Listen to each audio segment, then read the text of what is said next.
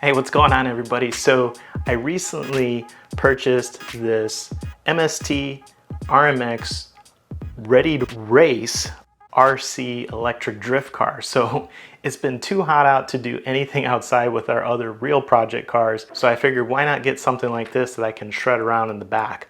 So this is pretty cool. It's got this nice BMW skin to go over it. I haven't set it up quite yet. Reason is I wanted to learn how to drift it before I actually put the body on it and ruin the body. The first thing I did is I took it out, like I said, and it's ready to run.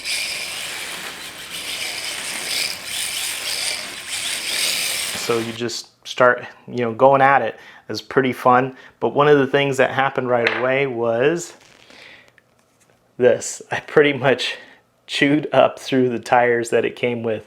And so I actually have been working on printing some 3D models of the same tire, but as you can see, there's quite a bit of difference in the thickness between the two of these. So I'm actually going to run through and show you how to put together or 3D print some of these, and we're going to test them out and see how they do.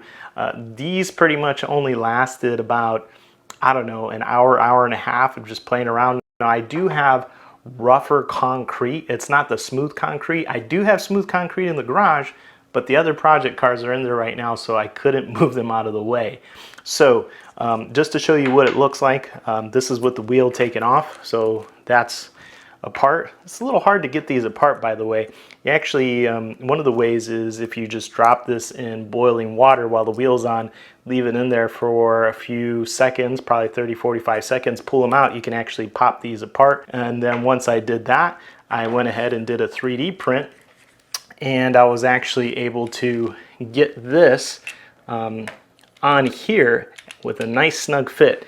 Now it did take me a couple of tries. I went through, here's one, it does not fit, it's too small. Here's another one, was a bit too small. So I ended up having to print a couple before I got the right size, unfortunately, but I think I've got the right size. I did find this, just somebody else had made it. I just had to increase the size a bit. Eventually got it right to have that nice snug fit. I didn't want it too loose, and of course if it's too tight, you can't even get the wheel on. All right, so let's test these out and see how they work.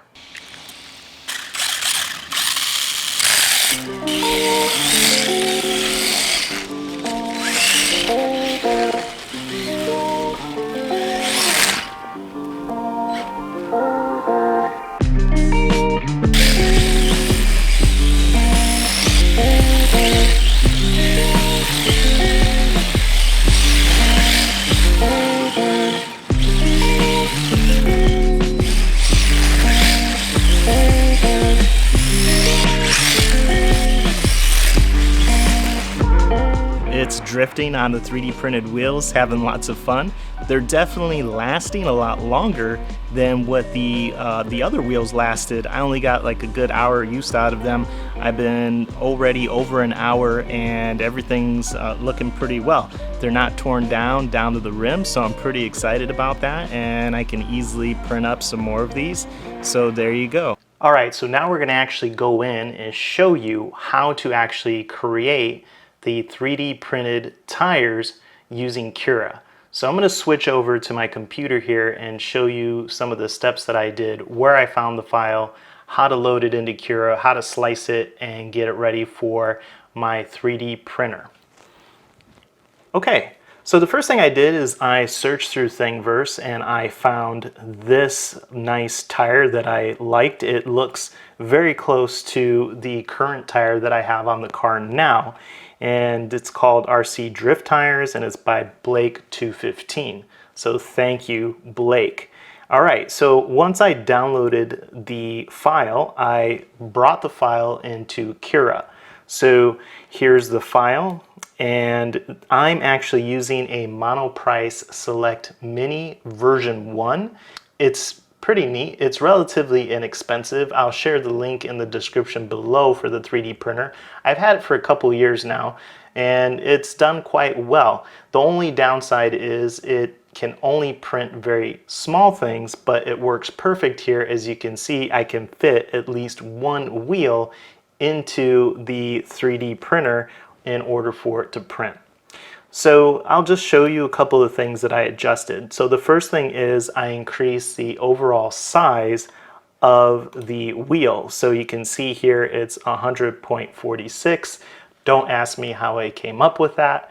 It was a lot of trial and error. So I also made some other modifications. So what we have also done is, if you come up and look at the infill, I've done a 99% infill. So basically that means that there's not going to be a whole lot of empty spaces when the 3D printer actually creates the wheel. You can create objects or 3D prints that have more hollow space in it, but as we want to burn this tire up, we don't want any empty spaces. I left pretty much everything else at the default settings.